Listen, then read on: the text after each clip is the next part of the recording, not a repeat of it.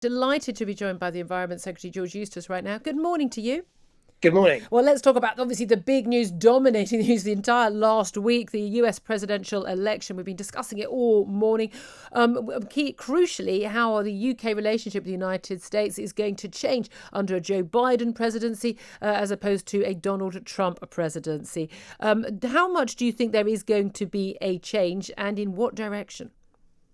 Well, there will be a change. It's a new administration that's already set out a different approach in some key areas. So in particular, Biden has been clear that the US will rejoin the Paris climate agreement, which is quite important. Next year, the UK is going to host COP26, which is the next conference of the parties to discuss climate change. And it's very welcome that the US will be re-engaging on that. And I think just more generally, this is an administration that's indicated it wants to re-engage with the US on some of those multilateral international agreements. And, in that sense, it brings them closer to the UK. There's big concern about the internal markets bill. This is all the part of the Brexit bill going through the House of Lords today. It's likely the peers very much opposed to it will vote it down. This, of course, all relates to reneging on the Northern Ireland Protocol in relation to the withdrawal agreement signed by the Prime Minister last year. If the Lords do vote that measure down, is it going to be reinstated, brought through the Commons and pushed through the Lords again, or will the government accept the verdict of the Lords on that and let it lie? Well, look, our view is that these clauses are important. And so, yes, it would be my expectation that those would be put back in the Commons if they were to be changed in the Lords. But we're not there yet. We'll be making the case quite strongly in the Lords for these clauses. And it's very important people understand this is about protecting the Belfast Agreement. It's about protecting the integrity of the UK internal market and making sure that there's cohesion to that market. And it guarantees Northern Ireland businesses access to the UK. And it ensures that if there are some loose ends, that the joint committee process, that's the negotiation set up under the withdrawal agreement, is unable to iron out, well, then the UK government will provide the legal clarity and legal certainty that is required. And that's all these clauses do. Okay. There's been a big concern over the last couple of days. All of the broadsheets and the tabloids very much concerned about the idea that we are going to lose our close relationship with the United States because of Donald Trump's relationship with Boris Johnson was pretty strong, but that Joe Biden has been very critical, and that Joe Biden feels that the Brexit was a bad thing for people of Northern Ireland, and that his loyalties are going to lie elsewhere than from the UK. Is that a concern within Number 10? No, it's not, because I think the relationship between the UK and the US has been an incredibly important one for many, many years. Huge amounts of joint working on defence and security in particular. And that means that relationship endures irrespective of who's in Number 10 and who's in the White House. And I think Joe Biden, there's no secret, he thought we should stay in the EU. Barack Obama, you might recall, came over in 2016 and campaigned to try to get Britain to stay in the EU. But look, the US will also recognize that they have to respect democracy in other countries. There was a democratic decision in this country to leave the European Union. I happen to think that's the right thing to do and campaign for it. And they may not like that, but they will also recognize that they need to respect democracy in the UK. Okay, let's bring things back to here in the UK then specifically, and talk of a vaccine being rolled out as soon as 3 weeks' time. Hospitals have been told to prepare to roll the vaccine out. We know that some of the vaccines that are leading the world research are here in the UK, and we know that the government has done deals with the big pharmaceutical companies to sort of manufacture those vaccines, so they are ready to go the moment they get approval. If we are going to see vaccines rolled out as soon as 3 weeks' time, who will they go to first? Is it frontline NHS staff? Is it the most vulnerable? Well, look, obviously, I'm sure Matt Hancock and his team will be working out what priority should be given to who. I mean, it's possible that, for instance, vulnerable people, those who are most at risk should they contract coronavirus, would come first, and then you would assess it thereafter. But I think it's also important that we don't get too far ahead of ourselves. There is some encouraging work being done on vaccines.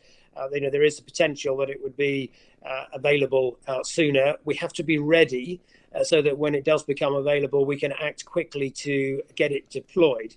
But also we mustn't get too carried away, because until it's concluded and its authorization is given the green light, it's premature to be saying how quickly we would have one. Sounds to me like you're saying that this isn't going to happen in 3 weeks' time. The papers have got ahead of themselves. I'm saying obviously lots of preparation is going on to make sure that when it becomes available, it can be deployed quickly. But we shouldn't necessarily read into that it is imminent. There is a lot of very encouraging work that's going on. There's been suggestions that it could come by the end of the year, but that's not certain. Right. There's a lot of concern in the papers in the last few days about Kate Bingham, who is, of course, the head of the government's vaccine task force. Not only issues about her effectively giving away sort of secret, confidential information at a $200 a head conference to people in the States, but also that she has now charged the taxpayers £670,000. Count £670,000 for a team of boutique public relations consultants. Do we have no one? We've seen Test and Trace paying £7,000 a day consultancy fees as well. Do we have no one in government who can do any jobs at all? We have to constantly go out to the private sector. Well, my view on these things is that, generally speaking, we should try to make use of resources that we've got in-house. We do have a lot of expertise within government and should do that. Sometimes there is a case for bringing in some different perspectives from the outside through consultants. But I'm somebody, Julia, who instinctively is quite sceptical about consultants, whether they're management consultants or PR consultants, and how much value that adds. So as a general rule, I think government should try to use the extensive resources that it's got in-house. But I don't know sufficient enough about exactly what was commissioned, what work she commissioned. How convenient! You don't read national Sunday papers then. I mean, the business department of which she works, effectively, they have 100 communication staff, all being paid by the taxpayer, and yet she hired a collection of people working full-time, 8 full-time consultants from Admiral Associates, a London PR agency, and it was signed off by the civil service. What right does the civil service have to sign off spending on £670,000 of our hard-earned taxpayers' money on a PR firm? Yes, well, as a general rule, that kind of expenditure would also come before ministers. And I don't know, I'm sure that Alok Sharma, who obviously leads on this for BEIS and I think has got responsibility for the vaccination task force, I'm sure that he'll be, looking at this closely. Her job's untenable now, isn't it? Sorry, say that? Her job's untenable now. I'm not going to say that. Look, if there's allegations that there's a conflict of interest in some way, well, there is a team within Whitehall in the Cabinet Office that deals with ethics and looks at these types of issues to check where there are or are not conflicts of interest and to act accordingly.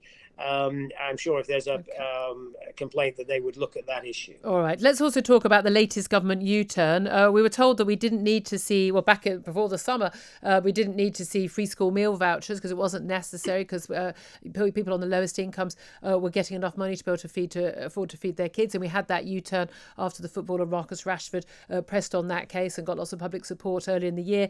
Now, yet again, we've seen it.